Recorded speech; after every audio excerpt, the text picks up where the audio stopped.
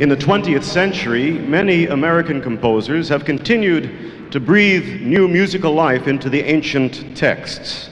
The Pilgrim Psalm, Samachti be'omrim li bet Adonai nelech. I rejoiced when they said, "Let us go up to Jerusalem, to the house of the Lord."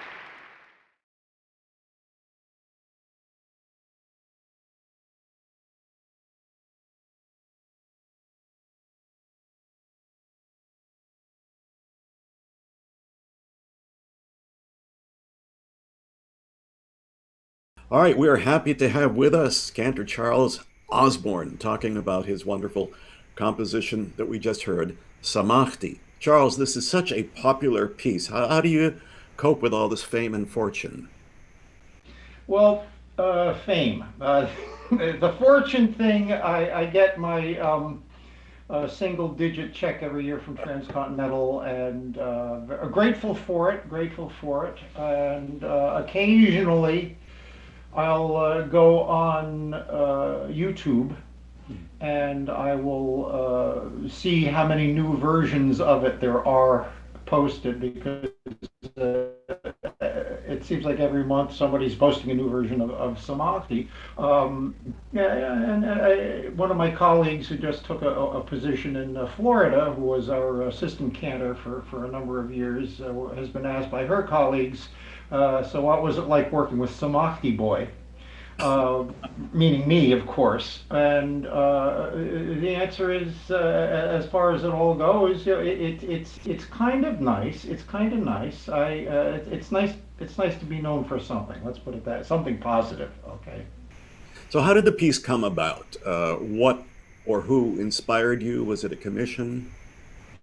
It was a request by a fellow by the name of Chazan Solomon Mendelssohn.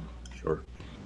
Saul Mendelssohn, aka Jackie's older brother, who was not only a president of the Cantors Assembly, but one of its prime movers and shakers, and somebody who always had these amazing creative ideas.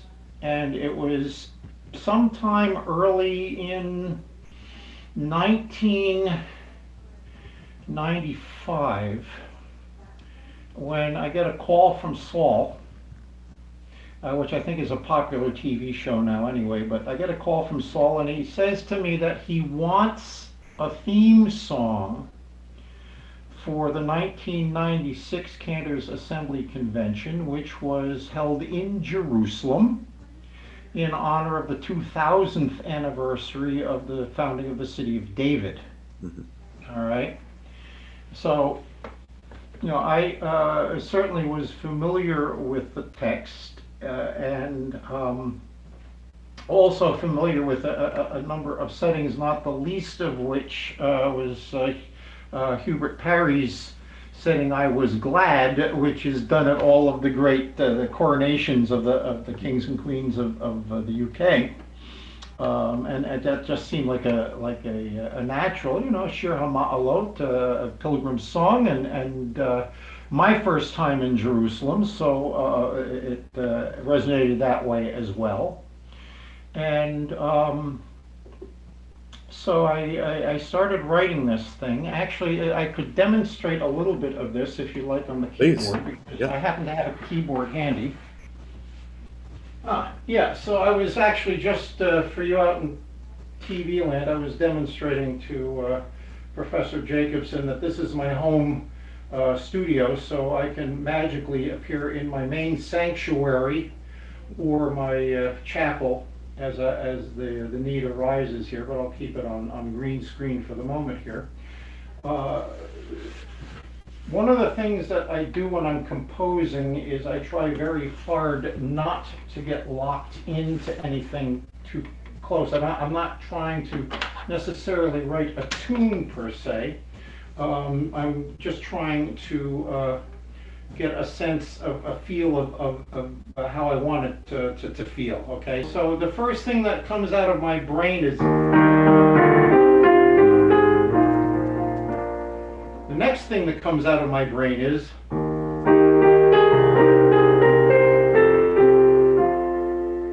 Whoa. Which goes to an entirely different place. Okay, but since I was looking for a theme song and not the first movement of a piano concerto, I decided to close the loop harmonically. So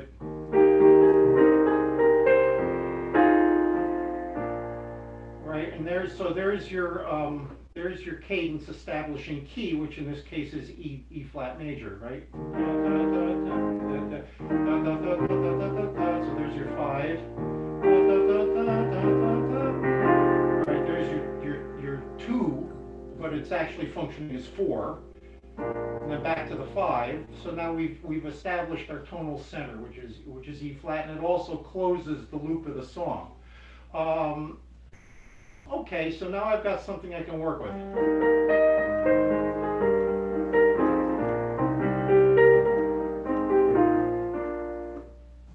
There's your question. Here's your answer.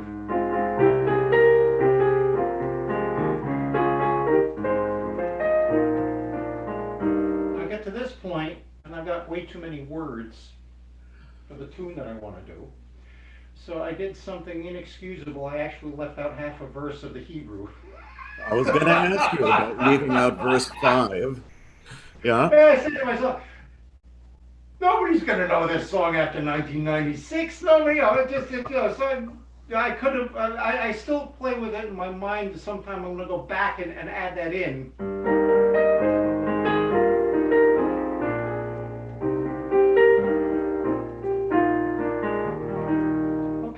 So, wrote the song.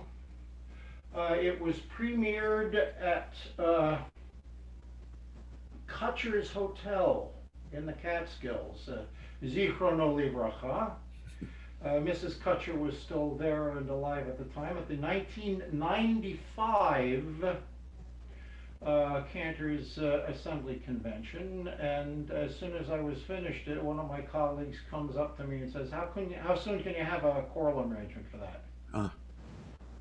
So it was originally a solo piece. It was originally a solo piece. It was just going to be a song as soon as I sat, I mean, literally as soon as I finished, somebody asked me about a choral arrangement. So I said, give me 2 weeks. So 2 weeks later, I had a choral arrangement, which is where the descant comes, right?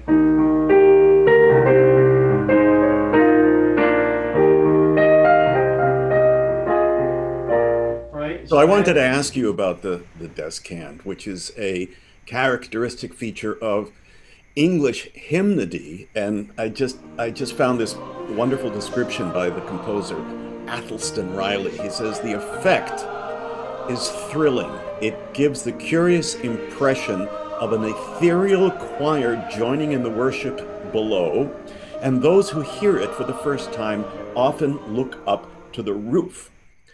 So obviously, you must have been aware of this feature of English hymnody. Did you consciously do it? Yeah. I mean, although I have to say, it had effects far beyond anything I could have thought of. Oh, and oh, by the way, this thing.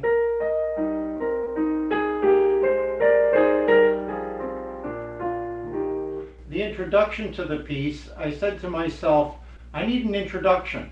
So I sat down at the piano and I played.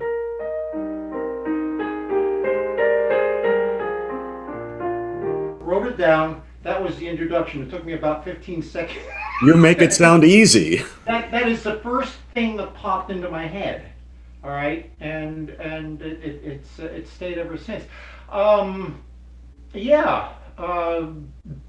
Laurie Corson retired a few years ago as the cantor at Emmanuel Synagogue in New York City. And Laurie shared with me a letter that she received from someone who I think may have been one of her congregants, about how hearing Samachti had renewed his faith and identity as a Jew. And I'm going, whoa, that's some heavy business, okay? Interestingly enough, Temple Emmanuel in New York and this song have had quite a tight experience here. In 1998, the Cantors Assembly Convention was in New York City, and I got a chance to sing Samachti at Emmanuel in New York with their magnificent choir and organ. And afterwards, I'm standing in the aisle, and all of these attractive young women are coming up to me, which I'm sure was very flattering, but I had no idea why this was happening. And then I realized what they were saying was, oh, I want that played at my wedding. I want that played. I had that played at my wedding. I want that played at my wedding. You know, so it's like the thing has had an amazing run. I've just been astounded by this, and well deserved. Well deserved. I've done string quartet arrangements. I've done SSAA arrangements, soprano and alto. I've done TTBB arrangements for barbershop quartet type groups. I've done SAB arrangements. I've done just, you know, it just keeps coming. It just keeps coming, and. All right, so Charles, you have written many pieces. I mean, Samachti may be the most famous, but we've done your wonderful oratorios. What inspired you to become a composer? Well, not so. I tried my hand at composing when I was a kid. I got no encouragement. I tried again a little bit in high school. I got no encouragement. Somehow, the fact that one of my cousins was a star at the Metropolitan Opera kind of sucked me into, Justino Diaz, who it should be mentioned, for those of you who are not aware of this, my mother's maiden name was Morales. And Justino Diaz, who of course opened the new Metropolitan Opera in Antony and Cleopatra with Leontine Price, was my second cousin, still is actually. And so I got, you know, inspired to go into opera, and it was kind of funny because one of my music education teachers in university asked me, why did I go into singing? Why didn't I stick with the trombone? That was How encouraging. Everybody else in the class kind of looked at each other, but yeah, I really hit my mark. It wasn't what inspired me, it was who inspired me, and there were two my teachers at Jewish Theological Seminary, and one of which was Hugo Weisgall. And Hugo, we would spend an hour working heavily on composition, and then I would spend the next couple of hours sitting with him in his office while he was waiting for his wife to come in from Long Island to go to a show or an opera or concert or something like that. But I got to know the man very, very well, and he was a huge inspiration to me. He also looked at me one day out of the corner of his eye and asked me, "Why don't you write tonal music?" Because I was just writing, atonal music at that point. Because I was just, you want to be a composer. Hugo Weisgall's father, of course, was Abba Weisgall, Adolf Weisgall, who was the great cantor in Baltimore. And Hugo himself had a beautiful bass baritone, and I asked him one time, "Well, why don't you sing more?" And his response was, if it gets known that I'm a singer, I won't be taken seriously as a composer. And I don't know how true that is or not, I have to tell you. I'm still singing, and I'm still being taken seriously as a composer, so I'm not sure that necessarily would have flown every place. Maybe in this circle of friends and acquaintances in New York at the time, that might have been it.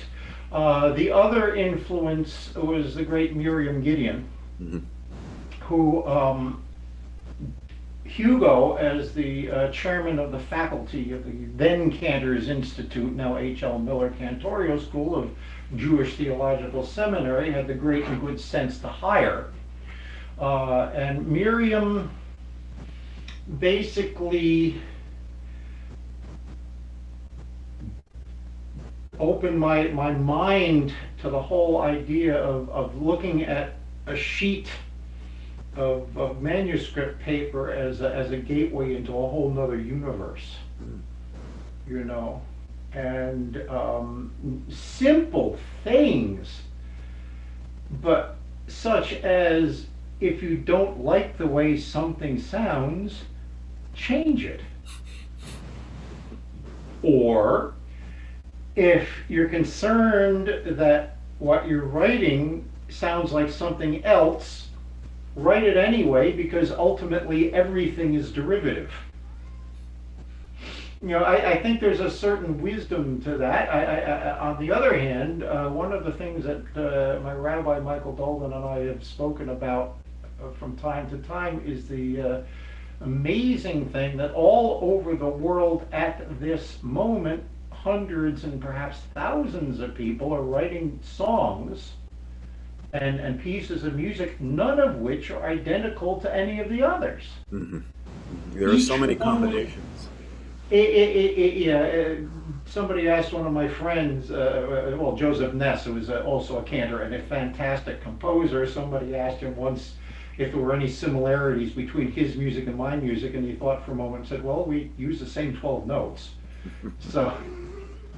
But the fact that you've got this amazing ability and variety, and she was very, very encouraging, and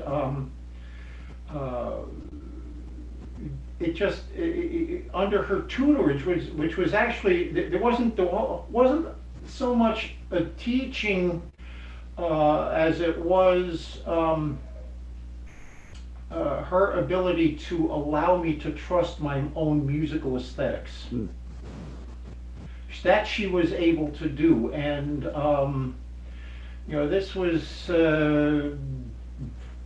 starting in September of 1983, and I haven't turned around since. And we're glad. Looked back, and I'm still writing. Yeah. And So yeah, I thank them both profoundly because they're the ones who really opened up this whole world for me. Wonderful. It also has a certain practical aspect as a synagogue cantor, because a lot of people go online and say, I need a piece for this, I need a piece for that, I need that kind of a thing. I'll just write one. Write it yourself. Yeah. Yeah. So I large percentage of my high holidays now is my own composition, but definitely keeping a lot of Ben Steinberg's music. Ben, of course, is our composer in residence here at Temple Sinai in Toronto, and an institution himself, and he put down the framework for high holiday services, which are some of the classiest compositions going. So I mean, how many synagogues do you know of that still do Lazar Weiner pieces for Rosh Hashanah? Mm-hmm. Right? Havat Olam Beit Yisrael. Beautiful. Oh my God, just beautiful, beautiful stuff. Charles, another question. How are you dealing with the situation we have now, where singing is such a super spreader? For the high holidays, what we did was our singers for my choir were not only socially distanced but wore masks as they were singing, as did I, as did our conductor, as did our organist, as did our harpist, as did anybody who was in the room and breathing at the time. Singing, definitely masked. Well, Charles, before we sign off, anything else that you'd like to add? Yes, I love the Zamir Chorale of Boston. Love the, yes, and and the Zamir Chorale of Boston loves you, Charles. Some of my very most favoriteest people on the planet, and my fondest regards to everybody. Thank you. All right. Good talking to you, Charles. Always a joy. You too.